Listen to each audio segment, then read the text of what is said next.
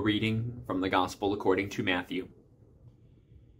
As Jesus walked by the Sea of Galilee, he saw two brothers, Simon, who is called Peter, and Andrew, his brother, casting a net into the lake, for they were fishermen.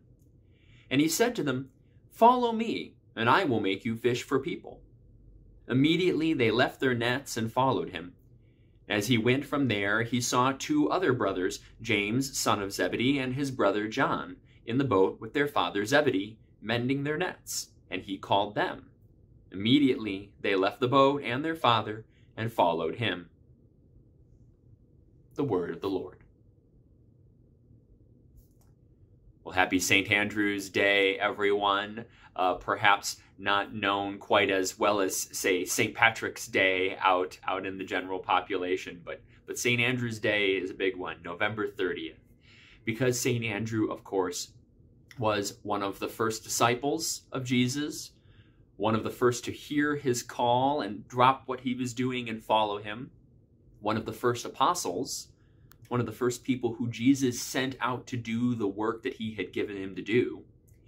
And depending on the tradition that you follow, some versions of the story have Andrew as being the first of the people to recognize Jesus and follow him. At least one accounting has Andrew being the one who finds Peter and brings Peter, his brother, to meet Jesus. So impressed is he that he has found this Messiah and wants to introduce his brother to him. And then, of course, Peter ends up being, as he is called, the rock upon which the church would be built. So let us reflect on St. Andrew a little bit and what he has to teach us about how we can live our lives. I think for me, he stands out in two ways, and they're both around the idea that we can't do the ministries of our lives alone, nor are we meant to do it alone. We are part of a long story, God's plan at work in this world, and it is going to outlast us. It began long before we were born, and it will continue long after each of us is gone. It is not work that we can start or finish alone or do by ourselves in our lifetimes. And Andrew is a good reminder of that. It's easy to look at Peter and give Peter a lot of credit for being the first bishop of Rome, the rock upon which Jesus would build his church, the person who first recognized Jesus as the Messiah, and a very prominent figure as a disciple of Jesus. But arguably, he couldn't have gotten where he is had not Andrew been there first to lead him there. It's a reminder to all of us that each of us, where we are in our lives, we were there because someone brought us to this moment. If you are a loving, compassionate person, if you are a seeker of mercy and justice, if you are somebody who teaches and nurtures and cares for others, it's only because somebody brought you to that moment before you. Maybe you had a parent, maybe you had a role model, an inspirational leader or a teacher, an older sibling, a great boss, somebody in your life who led you to being the kind of disciple you are now. That's the role that Andrew played for Peter. And it's a role that prepared Peter to then pass that on to subsequent generations.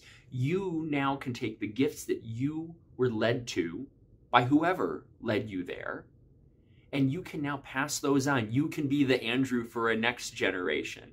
You can teach them now to be, whether that's your children or your employees that work for you or your neighbor or your younger siblings. You now can teach them to have that same kind of compassion and a heart for justice and love and generosity that was instilled within you.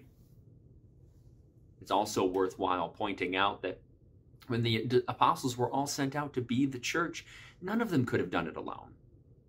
Peter was able to go to Rome and be the bishop of Rome because, as the stories go, Andrew went to Byzantium and became the first bishop of Byzantium. They had, without their ability to divide and conquer, Christianity would have been kept very small. It would have stayed just inside of Jerusalem and never spread across the world. So let us give thanks for the lesson that Andrew also gives us, that we all have an important part to play. And it's a small part. But if each of us does our parts together, we can accomplish amazing things in this world. When you and your coworkers go out and you are people who seek compassion and love and justice in your little worlds, in your part of what you can do, then when we all do that together, we can accomplish amazing things.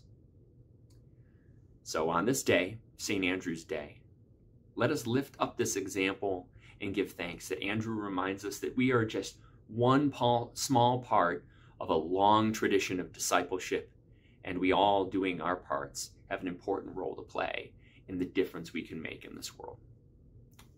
Thanks to St. Andrew, and thanks be to God for bringing him into our lives. Amen.